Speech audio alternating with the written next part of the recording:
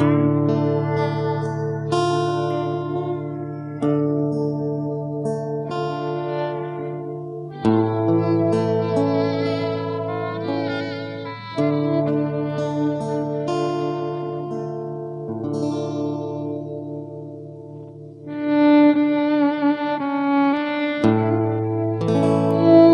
balik kabut tipis yang menyelimuti lereng Gunung Kemukus, tersimpan rahasia yang tak semua orang berani ungkap.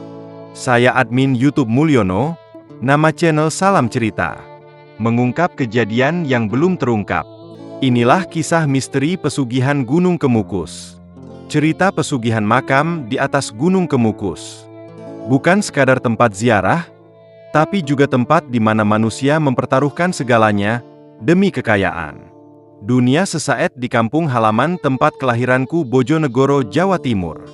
Ada tetangga saya bernama Kasmo. Dia orang biasa, dengan hidup yang juga biasa-biasa saja. Tapi semua berubah sejak dia kehilangan segalanya. Usahanya bangkrut, rumahnya disita, dan istrinya pergi meninggalkan Kasmo bersama anak-anaknya. Pada saat itu, Kasmo benar-benar jatuh ke titik terendah dalam hidupnya. Hingga suatu malam, seorang teman lamanya datang. Namanya Kusmani. Ia tampak berbeda, lebih rapi, lebih percaya diri, dan yang paling mencolok, lebih kaya. Padahal dulu, Kusmani sangat miskin. Buat makan sehari-harinya sangat sulit. "Aku tahu jalan keluar buat kamu," mau kata Kusmani. Katanya pelan. Kasmo hanya tertawa pahit, sambil berkata, "Jalan keluar dari semua ini," kata Kusmani, sambil menatap Kasmo dengan tatapan tak biasanya. Lalu Kusmani berbisik, "Ke Gunung Kemukus." Awalnya Kasmo menolak, seakan tak percaya dengan adanya pesugihan, paling cuma hayalan gumamnya. Cerita tentang pesugihan, perjanjian dengan makhluk tak kasat mata, itu semua terdengar seperti omong kosong. Tapi, saat keputusasaan lebih besar dari logika, manusia bisa melakukan apa saja, termasuk Kasmo. Mereka pun pergi berangkat ke Gunung Kemukus malam itu juga. Perjalanan terasa sunyi. Kata Kasmo ke Kusmani, "Aku sebagai sopir charteran hanya diam saja." Angin malam dingin menusuk tulang. Semakin dekat ke lokasi, suasana semakin aneh. Banyak orang datang, tapi bukan seperti peziarah biasa. Beberapa membawa sesajen, beberapa berpasangan, dengan tatapan kosong. Aku mulai merasa tidak nyaman. Padahal aku hanya seorang sopir. "Ini tempatnya?" kata Kasmo. Kusmani hanya mengangguk. "Aku disuruh nunggu di sebuah area yang dipenuhi warung remang-remang. Lampu kuning redup. Musik gending-gending sakral pelan terdengar, menambah suasana sekitar Gunung Kemukus lebih mistis dan terasa seram. Tapi terasa ganjil. Seolah-olah, ini bukan dunia yang seharusnya." "Kasmo sini," kata Kusmani. "Kamu harus ikut aturan," kata Kusmani. "Aturan apa?" kata Kasmo.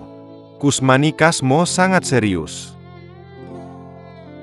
"Kamu harus melakukan ritual dengan seseorang yang bukan pasanganmu," kata Kusmani. Kasmo terdiam. "Ini syaratnya, supaya keinginanmu dikabulkan." Kasmo seolah ingin mundur. Tapi bayangan hidupnya yang hancur, membuatnya tetap berdiri di sana. "Aku akan temani kamu," kata Kusmani, dengan suara pelan. Lalu Kusmani membawa Kasmo ke seorang wanita. Namanya Sari. Wajahnya biasa saja, badannya lumayan gemuk, tapi matanya picek sebelah. Dengan dak-dikduk jantung Kasmo seperti seseorang yang sudah terlalu sering melakukan hal ini. "Kamu pertama kali ya?" katanya lirih. Ucap Sari. Kasmo hanya mengangguk.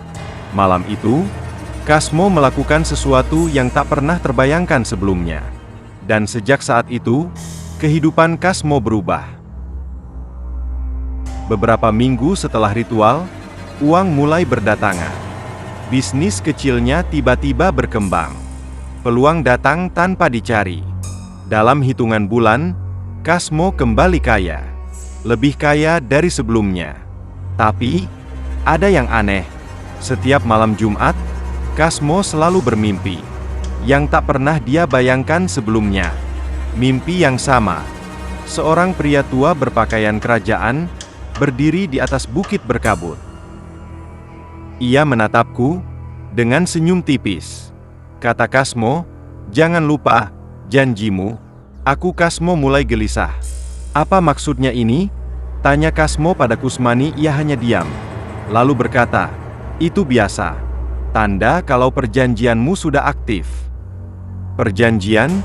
kata Kasmo. Kusmani menarik napas panjang. "Setiap pesugihan, ada harga yang harus dibayar." Kasmo mulai takut. "Apa yang harus kubayar?" Kusmani menatap Kasmo. "Lama sekali. Orang terdekatmu." Dunia seakan berhenti. Aku tertawa, mencoba menyangkal. "Itu cuma cerita, kan?" Kusmani tidak menjawab. Beberapa hari kemudian, Kasmo mendapat kabar. Anaknya sakit keras, tanpa sebab yang jelas. Dokter tidak menemukan penyakitnya. Ia hanya lemah, semakin hari semakin kurus.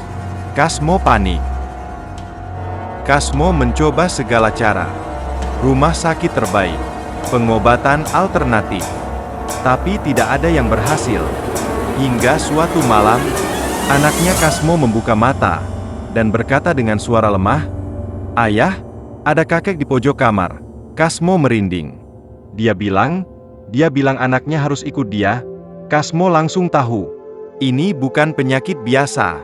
Ini harga dari perjanjianku, kata Kasmo. Kasmo akhirnya kembali ke Gunung Kemukus. Malam itu, lebih gelap dari sebelumnya. Kabut lebih tebal. Dan suasana, jauh lebih mencekam. Kasmo mencari Kusmani. Tapi orang-orang bilang, Kusmani sudah lama tidak terlihat. Seolah-olah, ia menghilang. Kasmo naik ke puncak, ke tempat makam yang sering disebut-sebut. Di sana, Kasmo melihat sosok itu, pria tua dalam mimpinya. "Kenapa kau datang lagi?" katanya tenang. Kasmo gemetar. "Ambil semua hartaku, tapi jangan anakku," kata Kasmo. Ia tersenyum. Perjanjian sudah dibuat. Tidak bisa dibatalkan. Kasmo jatuh berlutut. "Tolong." Ia mendekat, lalu berbisik, "Kalau ingin membatalkan, kau harus menggantinya." "Mengganti? Dengan apa?" Ia menatap mata Kasmo dalam-dalam. "Dengan nyawamu." Kasmo terdiam. "Ini pilihan yang tidak adil. Tapi, ini salahku," kata Kasmo. Tak lama kemudian Kasmo pulang, melihat anaknya yang terbaring lemah. Dan untuk pertama kalinya, Kasmo sadar, tidak ada harta di dunia ini yang sebanding dengan keluarga. Malam terakhir, Kasmo kembali ke gunung itu, sendirian. Kabut membuka jalan. Seolah-olah, Kasmo memang ditunggu. Kasmo berdiri di hadapan sosok itu. "Dan kamu berkata aku siap?" Ia tersenyum. Keesokan harinya, anaknya Kasmo sembuh. Tanpa penjelasan. Tapi Kasmo tidak pernah kembali. Gunung itu masih berdiri hingga hari ini, dan kisah seperti Kasmo bukan satu-satunya. Di tempat seperti Gunung Kemukus, keinginan bisa dikabulkan. Tapi selalu, ada harga yang harus dibayar. Salam cerita, semoga jadi pelajaran terbaik untuk saudara yang lain. Jangan pernah mencari kekayaan dengan cara ritual pesugihan. Terima kasih banyak saudaraku sudah berkunjung di channel YouTube Salam Cerita. Nah, begitulah ceritanya saudara-saudariku. Jadi kekayaan itu ya tidak ada yang instan, semua itu harus dibayar. Bahkan membayarnya bukan uang. Karena tempat-tempat ritual pesugihan itu tidak membutuhkan harta. Tapi para penganut iblis itu adalah membutuhkan nyawa untuk dijadikan teman kelak di neraka. Untuk itu saudara-saudari dimanapun berada, walaupun hidup kita pas-pasan, walaupun hidup kita seakan-akan sulit untuk makan, maka jauhilah tempat-tempat pesugihan dan bergaulah dengan orang-orang alim. Apabila saudara-saudari mempunyai teman yang suka mencari kesuksesan dunia, tinggalkan, walaupun itu orang tua atau saudara sekalian, maka tinggalkan, karena tidak ada kehidupan yang abadi. Keabadian itu adalah di surganya Allah Subhanahu wa Ta'ala. Untuk itu saudara-saudari dimanapun berada, saya admin YouTube Salam Cerita. Semoga channel ini bermanfaat dan memberi edukasi kepada umat manusia berada. Gunung Kemukus sudah tidak asing lagi, semua orang pasti tahu ada apa di Gunung Kemukus. Itulah yang diceritakan oleh admin YouTube Salam Cerita. Itu saya mengutip dari apa yang sudah terjadi di kampung saya, dan kekayaan itu kini musnah bersama keluarganya, satu persatu dijemput paksa oleh bangsa lembut. Saudaraku yang beriman dimanapun berada, saya doakan Anda semua dalam keadaan sehat walafiat dalam lindungan Allah Subhanahu wa Ta'ala, dan semoga dipanjangkan umurnya, diberkahkan umurnya. Dan sebelum mengakhiri video ini, marilah kita sampaikan sholawat Nabi kepada baginda Nabi Agung Muhammad Sallallahu Alaihi Wasallam. Semoga kita sebagai umat manusia, sebagai umat beliau, semoga diberi syafaatnya. Amin ya rabbal alamin.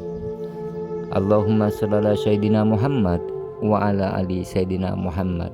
Khairus salam wassalamualaikum warahmatullahi wabarakatuh.